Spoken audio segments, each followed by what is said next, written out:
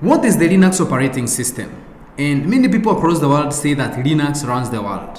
Is that really true? We are going to find out the answer to that question as we explore what Linux is in this short video. Let us start with the hook, the Linux in our lives. So if you are watching this video on your phone or on your laptop, or probably some gadget that is running on some server, there is a very high chance that Linux is running somewhere in that chain. And yet, most people don't even know what Linux is.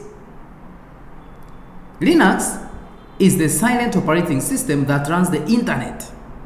That will start from the bank to your M-Pesa, if you're running M-Pesa, to your cloud, for those people that are familiar with the cloud, your government, and even any favorite app that you are thinking about. Most likely that thing runs on Linux, but no one talks about it. So let's first of all kill the lie that lives within Linux, in the world of Linux and people. Most people think that Linux is an operating system like Windows. That is the first and the biggest lie. Linux is not just an OS, it is an engine with everything that an engine comes with. Alright? So Linux has number one, what we can call the kernel. And the kernel is ideally what makes it possible for the hardware you are holding in your hand or the hardware that you see anywhere to communicate to the software.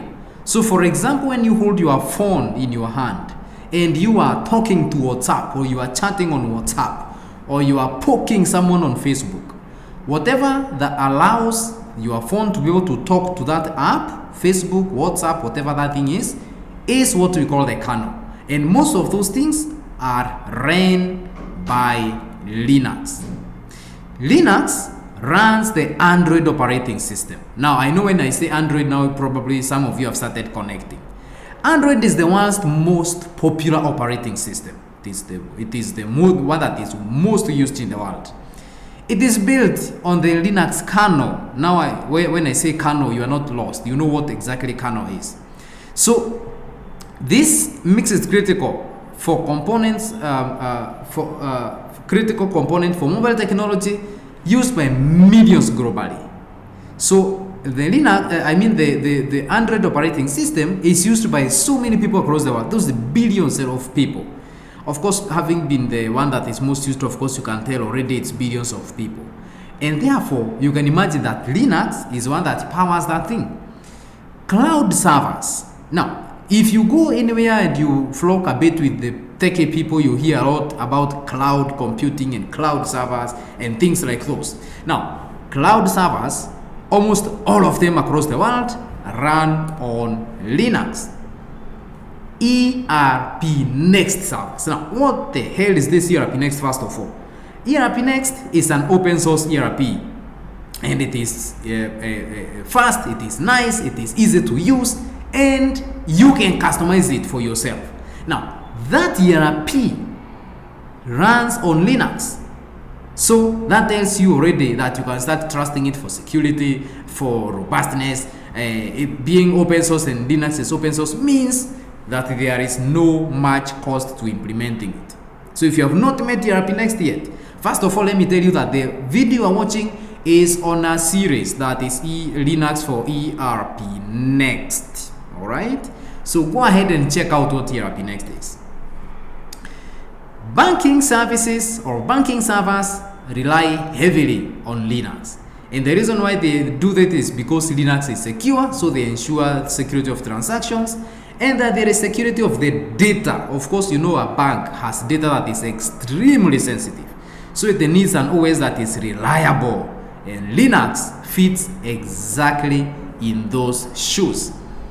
Telecom networks, again, because you know there is a lot of hardware involved here, there is again a lot of security involved, prevent people from being hacked.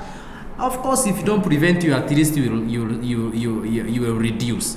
And across the world, the operating system that fits very well in that space is again Linux. That's not theory. It is Linux that runs most of the telecom networks. Now, why do people say that Linux owns the world? Quietly. Let's unveil some truths here. Linux is an invisible. So Linux does not make noise. You'll never hear anything being advertised on Linux. So Linux will never advertise itself. So that's why it is invisible. It is just quietly running the entire world. Number two, it is free.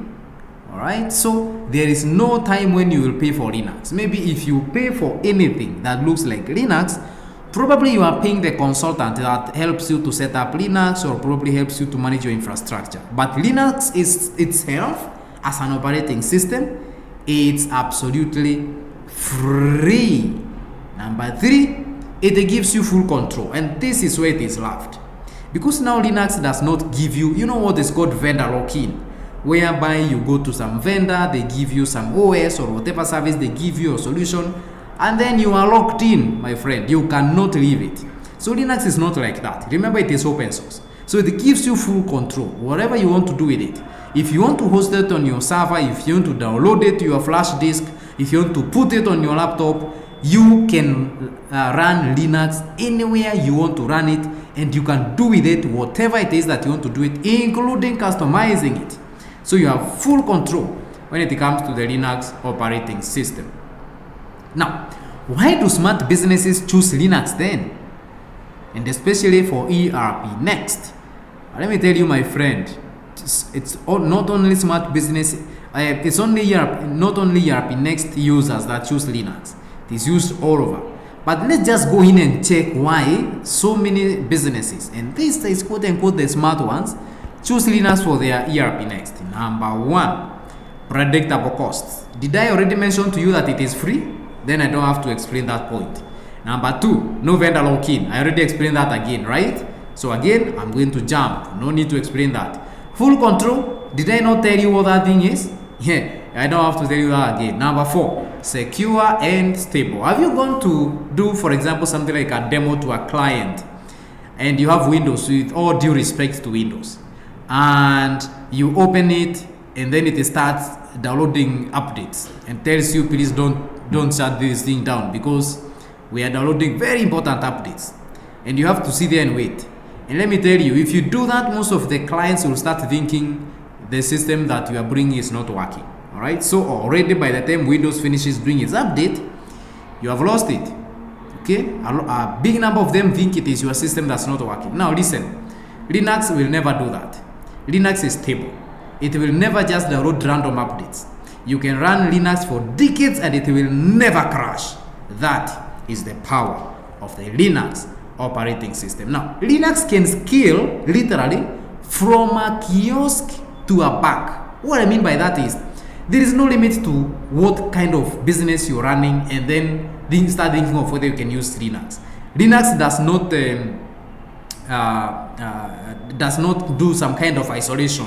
Say your business is too small, you cannot use Linux. No, if you have a kiosk or you have a bank, you are good to go. You can run Linux.